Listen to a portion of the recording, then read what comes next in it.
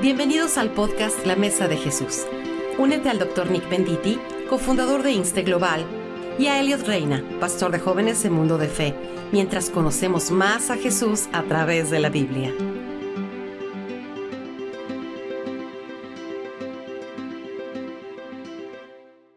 Bienvenidos a la Mesa de Jesús. Gracias por acompañarnos. Aquí nos encanta hablar sobre Jesús y la Biblia. Y estamos específicamente ahorita estudiando juntos la epístola a los Hebreos. Y la verdad es un libro que yo no he profundizado demasiado en esto porque hay demasiado aquí en Hebreos, pero me da gusto poder estudiarlo con usted, Doc, porque yo sé que usted lo ha estudiado bastante. Si se están uniendo a este podcast por primera vez, este es el tercer episodio que estamos haciendo sobre Hebreos. Estamos en sí enfocándonos en los primeros 3 versículos nada más, porque hay tanto ahí que profundiza sobre Jesús, su carácter, su naturaleza. Entonces, si no han escuchado los otros 2 episodios, les animamos que vayan y los escuchen. Hablamos en el primer episodio cómo el Hijo, que es Cristo, habla por el Padre y lo que significa eso. Que el Hijo es el heredero. Ese me gustó mucho, que fue el último episodio, heredero de qué significa eso. Y el día de hoy vamos a combinar lo que originalmente iban a ser 2 episodios diferentes, pero lo vamos a combinar porque van de la mano y van como que muy unidos estos 2 temas, que el Hijo refleja la gloria de Dios y que el Hijo es la expresión exacta de la naturaleza de Dios. Entonces van de la mano estos 2 temas, entonces los vamos a combinar, y en sí el versículo aún está escrito de tal manera que va unido a estos 2 temas. Entonces, para empezar, Doc, ¿quiere usted leer los 3 versículos o quiere que yo los lea? Pues mira, si quieres, léelo tú, Elliot. Te toca. Ok. Muy bien. La traducción que yo tengo aquí es la Nueva Biblia de las Américas, por si a alguien le interesa. Y los primeros 3 versículos de Hebreos dice así: Dios, habiendo hablado hace mucho tiempo, en muchas ocasiones y de muchas maneras a los padres por los profetas, en estos últimos días nos ha hablado por su Hijo, a quien constituyó heredero de todas las cosas, por medio de quien hizo también el universo.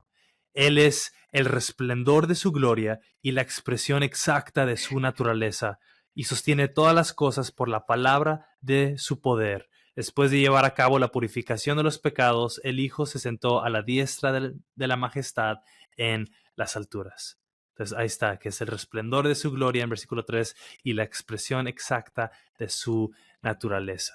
Entonces, Doc, ¿qué significa eso? ¿Qué significa? Es una palabra que usamos mucho en el cristianismo, la gloria de Dios, ¿no?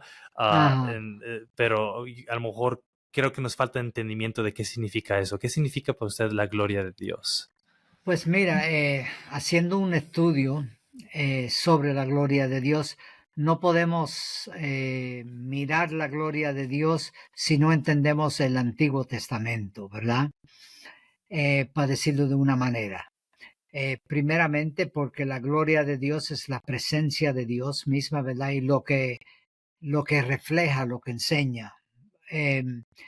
Creo que necesitamos empezar desde el comienzo de la Biblia, ¿verdad? Capítulo 1 y 2 de Génesis. Pero algo ocurre, y hemos hablado muchas veces sobre eso en Génesis capítulo 3, ¿verdad? Tanto Adán y Eva tuvieron una relación muy estrecha, muy cercana con Dios.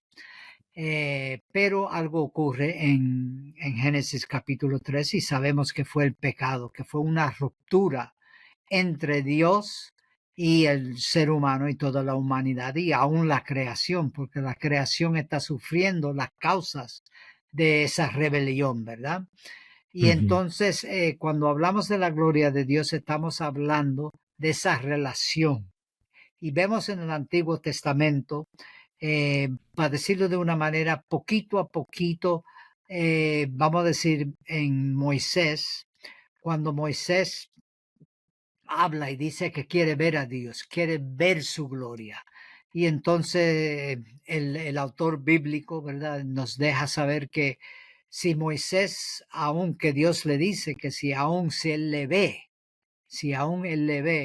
va a morir, ¿verdad? Entonces dice que en la añadidura de lo que es la piedra, Dios puso su mano, en otra palabra, ocultó sus ojos y pasó ¿verdad? Su gloria pasó, su presencia pasó, pero Él no murió, ¿verdad? ¿Por qué? Porque nosotros no podemos verla y comprender no solamente todo lo que es Dios, pero ver y tener esa relación tan estrecha, ¿verdad? Ujú. Otro ejemplo bíblico vemos en Isaías, capítulo número 6, cuando él recibe la visión del templo. Y hay una teología bíblica sobre el templo, el significado de todo eso, porque el templo también representa el lugar de la presencia de Dios, de donde Él habita, su gloria está. Y entonces vemos Isaías capítulo número 6, cuando él tiene una visión celestial de lo que es el templo, de la relación donde está Dios. Y él ve, ¿verdad? Cuando vemos en Isaías capítulo 6, él ve la gloria de Dios y la primera reacción de él es, ay de mí, que soy hombre muerto, porque he visto la gloria de Jehová. Entonces, la gloria de Dios muestra su presencia, muestra donde Dios está, pero al mismo tiempo el acceso nuestro es que si entramos, ¿verdad? Lo vemos cuando el rey David está danzando antes del tabernáculo, ¿verdad? Y están llevando el tabernáculo a Jerusalén. Notamos Ujú. también que llega un hombre y toca el arca del pacto y entonces muere instantáneamente, ¿verdad? Ujú. Entonces hay varios ejemplos donde vemos y entendemos, tanto en el Antiguo Testamento, que no es algo que uno puede jugar, para decirlo de una manera. Mm. Ahora, eso es el antiguo pacto, ¿verdad? Las escrituras sagradas del Antiguo Testamento. Pero vemos el papel y en este contexto es lo que nos habla aquí el autor de Hebreos, ¿verdad? Vemos como Jesús es el cumplimiento de la gloria de Dios. Y Mm. si no entendemos bien, ¿verdad? Estas palabras, podemos mirarlo de una manera muy leve. Por ejemplo, voy a leer otra traducción, como es, espera, ¿La nueva traducción NTV. viviente? Sí, nueva traducción viviente, gracias. Dice, el Hijo irradia la gloria de Dios y expresa el carácter mismo de Dios. En Mm. otras palabras, en Jesucristo vemos todo lo que es Dios hecho carne. En otras palabras, lo que es Dios, por eso Jesús pudo decir en el Evangelio de Juan, el que me ve a mí, ve al Padre. Y por eso quería matarle, ¿verdad? Ujú. Hay personas que critican o dicen, no, es que ustedes dicen que la Biblia o Jesucristo es Dios, pero él nunca dijo eso, ¿verdad? Así mismo, pero vemos que obviamente en estos pasajes bíblicos y otros pasajes bíblicos, que Jesús es Dios mismo encarnado. Juan, por ejemplo, capítulo 1, y nosotros hicimos un podcast sobre Juan 1, ¿verdad? En el principio era el verbo y el verbo era con Dios y el verbo era Dios. Y el verso 14 nos recuerda, ¿verdad? Y dice, y ese verbo fue hecho carne. En otras Mm. palabras, tabernaculizó, vamos a ponerlo así, radicó, vivió en un cuerpo humano. Y claro, el verso 18, si me recuerdo bien, también dice, nadie ha visto a Dios jamás, pero el Hijo le dio a conocer. Entonces, claro, es importante entender lo que nos quieren decir los autores, y son varios autores bíblicos que en Jesús radica toda, todo lo que es Dios en un cuerpo humano. Increíble. Eso ayuda bastante el poder ver el entendimiento del Antiguo Testamento, porque si tú solamente lees Hebreos, esos 3 versículos, dices, oh, la gloria de Dios.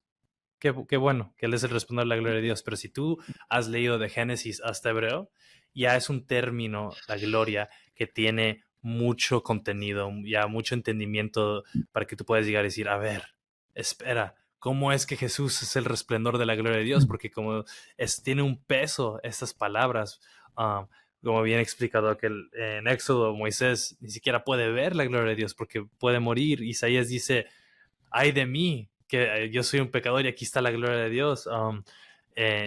Creo que es Usías, o no me acuerdo su Sí, sí, nombre, sí. que dices que toca el arca y muere.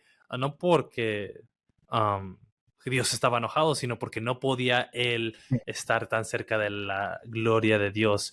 Y me encanta, lo acabo de notar lo que usted dijo, que es la presencia de Dios, habla de la relación donde habita Dios y aún la santidad de Dios.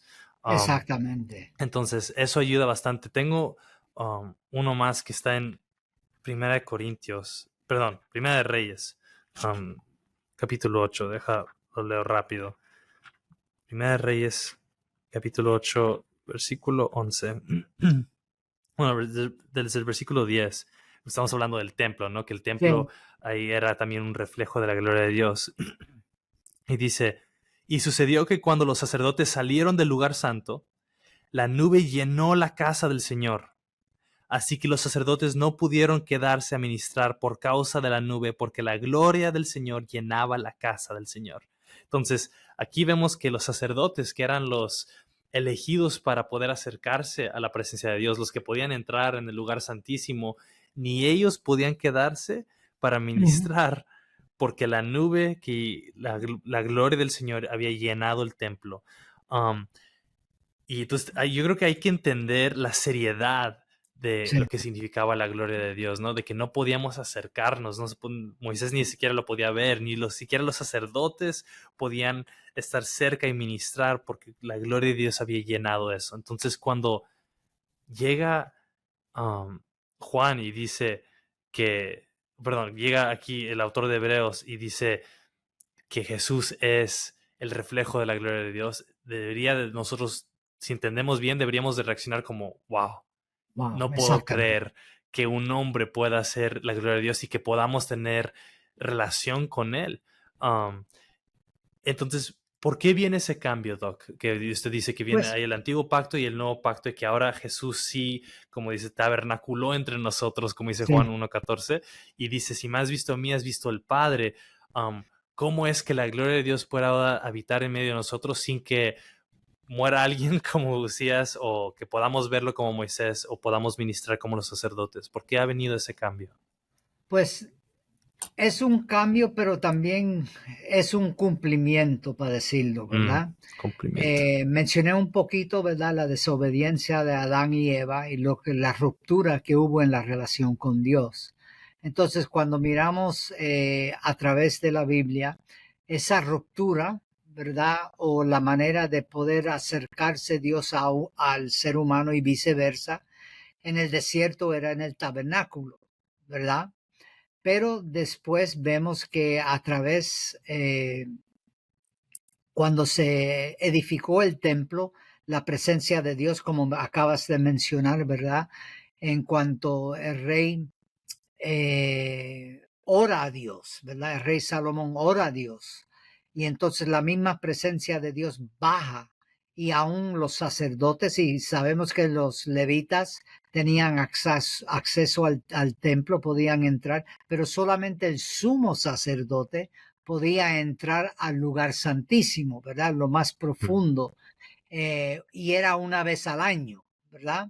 Cierto. Pero sin embargo, cuando notamos esa relación con Dios, acceso hacia Dios, Cristo, ¿verdad? Cuando Él muere en la cruz del Calvario, nos dice que el velo del templo, si te recuerdas, el velo del templo es roto. Y Se entonces rasgó, sí. otra vez notamos la importancia de la presencia de Dios y acceso a Dios. Y digo todo esto porque en realidad es un proceso a través de la historia, otra vez restablecer lo que el hombre y la humanidad perdió, aún toda la creación, que vemos el cumplimiento final, para decirlo de una manera, está en Apocalipsis capítulos 21 y 22, los dos últimos capítulos de la Biblia. En otras palabras, tenemos los primeros 2 capítulos de la Biblia. El hombre tiene, y cuando digo hombre estoy refiriendo a la humanidad, Adán y Eva, tenían una relación interrumpida con Dios. Capítulo 3 hasta lo que es Apocalipsis capítulo 20, vemos la ruptura, el efecto de todo eso, pero también vemos la muerte y resurrección de Jesucristo, como restablece lo que se había perdido y el cumplimiento de todo en en Apocalipsis 21, 22, donde hay cielo Wow. nuevo y tierra nueva. Es una recreación y establecer lo que el ser humano había perdido, y es solamente a través de Jesucristo. La misma presencia de Dios, y por eso es tan importante entender estos versos y las implicaciones para nosotros, ¿verdad? Increíble. Aquí vine porque mencionaste Apocalipsis 21 y 22, no había pensado en eso. Y dice el versículo 3, entonces oí una gran voz que decía desde el trono, el tabernáculo de Dios está entre los hombres y Él habitará entre ellos. Hablando de Jesús, ¿no? Como hablamos de que el tabernáculo representa la gloria de Dios que está en Cristo. No creo que puedo yo ni captar eso en mi mente, pero volviendo a algo que mencionaste hace poquito, lo que dices que Jesús dice, si me han visto a mí, han visto al Padre, que está en Juan 14:9. Y después de eso los fariseos lo quieren matar, lo quieren apedrear, porque ellos entendían lo que estamos mencionando del Antiguo Testamento. Ellos entendían lo que él estaba diciendo de él mismo. El ejemplo que yo uso con los jóvenes cuando comparto con ellos es, si alguien llegara a tu casa y dijera, vete a tu cuarto, estás castigado, mientras vives bajo mi techo no puedes hacer eso, o alguna frase así, ¿no? Y tú dirías, tú no eres mi papá. Y a lo mejor esa persona diría, hey, yo nunca dije que fue tu papá. Y tú dirías, claro que sí, no lo dijiste, pero con todas las cosas que me estás diciendo que eres mi papá, estás actuando como mi papá. Este es un ejemplo muy pequeño que no se compara, pero es una idea similar a la que los fariseos escuchaban lo que decía Jesús y decían, oye, te estás atribuyendo aspectos que solamente son de Dios. Tú estás diciendo que tú puedes perdonar pecados. Estás diciendo que tú tenías gloria con el Padre antes de la creación. Estás diciendo que si te ven a ti, ven al Padre. Espera. Estás diciendo que eres Dios. Es cuando la gente dice, Jesús nunca dijo que fue Dios. A ver, muéstrame. Está por todos lados. Está todo el evangelio. Cada evangelio son frases y aún con sus acciones y con sus palabras, Él está diciendo que Él es Dios. Solamente tienes que entender el Antiguo Testamento. Por eso lo querían matar. Por eso se enojaban tanto, porque ellos sí entendían lo que Jesús estaba diciendo de él mismo. Entonces, es increíble. Me encanta cómo lo ha conectado con el Evangelio, que es la historia de Génesis hasta Apocalipsis, y cómo la relación y la ruptura que hemos tenido con Dios ha sido esa reconciliación y establecido, y que el velo fue roto para que podamos tener acceso y ver la gloria de Dios en Cristo. Increíble. Creo que hay otro verso que puede ayudarnos también en Colosenses. Pablo habla en capítulo 1, verso 15, que nos ayuda a entender este concepto otra vez. ¿Verdad? Si quieres leerlo, Elliot. Colosenses 1:15 me parece que es.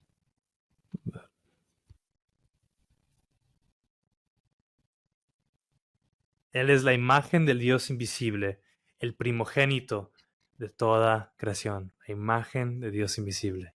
Sí. En otras palabras, otra vez, eso es muy parecido a lo que Juan nos dice en el capítulo número 1, ¿verdad? Cuando él dice, nadie jamás ha visto a Dios, pero podemos conocer a Dios a través de Jesucristo. Entonces, este es un versículo que hay veces que ciertas sectas, para decirlo de una manera, han malinterpretado, ¿verdad? Porque cuando dice primogénito, no significa que él es el primer ser creado, porque sabemos que el verbo, ¿verdad?, siempre estaba con Dios. Pero hubo un momento cuando el verbo se hizo carne. Y entonces por eso Pablo aquí nos recuerda, ¿verdad?, que es la imagen misma de Dios el autor de Hebreos dice el carácter mismo de Dios, la naturaleza misma de Dios. Entonces es súper importante entender tanto el papel del Padre como del Hijo y las implicaciones de eso para nosotros como creyentes. Pablo nos dice en Efesios, ¿verdad? Capítulo 1, que nosotros estamos sentados a la diestra de Dios en Cristo Jesús. Entonces, claro, si alguien no conoce la Biblia, si no la estudia en el sentido, ¿verdad? De entender todo lo que es una teología del templo, de la presencia de Dios, lo que es la gloria de Dios, se nos puede escapar todo esto. Pero al enfocarnos, vemos que el autor de Hebreos nos está diciendo, mira, escuchen, miren, que Dios se hizo carne en medio de nosotros y nosotros la gloria que Moisés no pudo ver, la gloria que los otros no pudieron ver, ustedes sí pueden en Cristo Jesús. Wow, Entonces es tremendo, ¿verdad? Y creo increíble. para concluir podemos ver, porque estamos hablando mucho de la presencia de Dios, la gloria de Dios y el templo. El último ejemplo, para decirlo de una cierta manera, y hay muchas más escrituras, pero es en capítulo 2 del Evangelio según San Juan, donde hay una gran discusión sobre lo que es el templo, ¿verdad? Hay entre los líderes religiosos también lo que es los discípulos de Jesús, y lo podemos ver a partir del verso 18, capítulo 2, verso 18 del Evangelio de Juan. Entonces los judíos le dijeron, ya que haces estas cosas, ¿qué señal nos muestras? Y verso 19, Jesús les respondió, destruyan este templo y en 3 días lo levantaré. Verso 20, entonces los judíos dijeron, en 46 años fue edificado este templo, ¿y tú lo levantarás en 3 días? Pero él hablaba del templo de su cuerpo. En otras palabras, aquí los líderes no entendían, pero estaban hablando del templo físico, ¿verdad? Pero sin embargo, Cristo está hablando del templo de su cuerpo. Y no solamente de su cuerpo, pero está hablando, y fijémonos cómo Juan nos da la interpretación de esto. Por eso, cuando resucitó de los muertos, sus discípulos se acordaron de que había dicho esto y creyeron en la escritura y en la palabra que Jesús había hablado. En otras palabras, Jesús está diciendo que al morir y resucitar, Él es el cumplimiento de todo lo que es esa relación. Pablo lo dice en 2 de Corintios capítulo 5, cuando él dice que nosotros hemos sido reconciliados y somos esos embajadores de reconciliación. En otras palabras, que todo lo que es Génesis capítulo 3, Apocalipsis capítulo 20, todo lo que ha ocurrido en toda la historia de la humanidad, otra vez regresa a esa relación entre Dios y el ser humano a través de Jesucristo, el nuevo templo, ¿verdad? Lo que leíste antes. Y creo que es importante, que es lo que nos está diciendo aquí el autor de Hebreos. Sí, como dices, Jesús dice que Él es el templo, que Él es Sí, la gloria de Dios habitando con nosotros. Y para los que hay unos que dicen en Juan capítulo 17, bueno, Jesús está orando al Padre, ¿ves? Jesús no es Dios, pero no leen la oración, porque en el versículo 5 Jesús dice, y ahora glorifícame tu Padre junto a ti con la gloria que tenía contigo antes de que el mundo existiera. Entonces aquí está Jesús otra vez diciendo que Él exactamente. tenía gloria con Dios antes de que la creación existiera, antes de que el tiempo existiera, porque son uno. Ahí está la gloria de Dios manifestada en Cristo Jesús. Tan increíble. Yo creo que para terminar, nada más quisiera leer un versículo que muestra lo que eso significa también para nosotros, que está en segunda de Corintios, en capítulo 3. Déjalo encuentro.